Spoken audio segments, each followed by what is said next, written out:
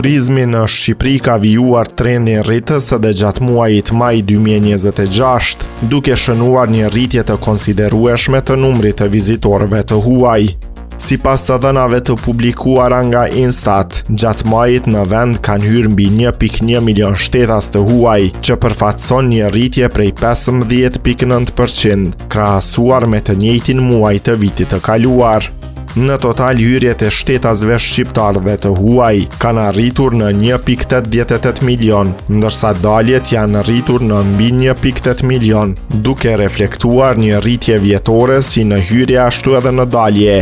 Rritje janë shënuar edhe të shtetasit shqiptar me mbi 736.000 hyrje gjatë muajit maj, ndërsa pjesa më e madhe e vizitorëve të huaj kanë ardhur për qëllime turistike dhe personale, si pushime, vizita familjare apo tranzit. Sipas Instat, rreth 98% të huajve që hyjnë në Shqipëri gjatë kësaj periudhe kanë ardhur për arsye personale, ndërsa një rënje është vërejtur tek hyrjet për qëllime biznesi dhe profesionale.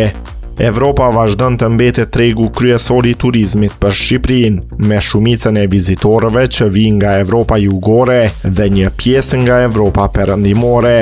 Në 5 muajt e parë të vitit 2026, Shqipëria ka pritur rreth 3.71 milion vizitor të huaj, duke shënuar një rritje prej 8.2%, krahasuar me të njëjtën periudhë të vitit të kaluar.